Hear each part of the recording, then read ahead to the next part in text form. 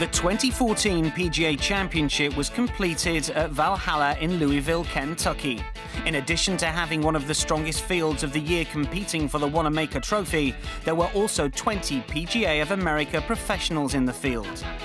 One who qualified through the PGA Professional National Championship was 50-year-old Steve Schneiter. It's this annual chance for the club and teaching pros to step into the spotlight that makes the PGA Championship stand out from the rest of golf's majors. It's an honor, obviously, to be able to play amongst the best players in the world. It's nice to see them up close, but I don't get too nervous anymore. I'm one of the older guys in this field, so it's a lot of fun for all of us guys that aren't playing every week like these guys are. Steve has an impressive history of competing in the PGA Championship. This year was his 12th appearance in the season's final major, the most of any PGA Club professional since 1970.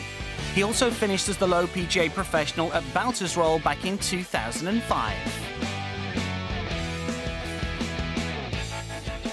We're here where I had my first opportunity at the PGA here at Valhalla in '96. So, kind of full circle. I was 32 or 3 years old then. A lot has changed for Steve since he made his debut at the PGA Championship in Louisville some 18 years ago. He now has a family, and being able to bring them along for the ride means so much more to him than playing in the tournament itself. I'm here with my sons. I have a 22-year-old son that's caddying, Jonathan, and my almost 16-year-old son, Riley. They're here with me, so it's a fun time to have them here with me.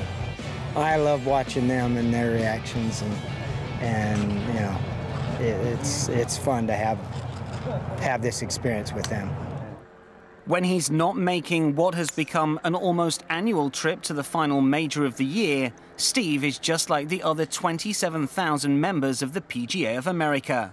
He works in the golf industry as a club professional at a course that has some serious family history to it. It's called Pebblebrook Golf Club in Sandy, Utah, right at the base of the Wasatch Mountains. It's a little 18-hole executive. It's got some character to it. It really does. And, we build it, our family built it. It's a family-built golf course. We had the land just sitting there, and my dad decided, you know what? Instead of having it sit here and pay taxes on it, we'll build a golf course. While the PGA Championship and the Ryder Cup get all the headlines, there's much more to the PGA of America than those two events. It's actually the largest working sports organization in the world, and its most important task is continuing to grow the game and the business of golf. It starts right from the ground up, and it starts with the young kids and getting them involved in the game. And that's how I got involved, was as a young boy. My dad was a golf pro and my grandfather was a golf pro, and they both played the tour. In fact, Steve's grandfather, George, helped build professional golf into the success it is today, enabling its superstars to make millions of dollars a year.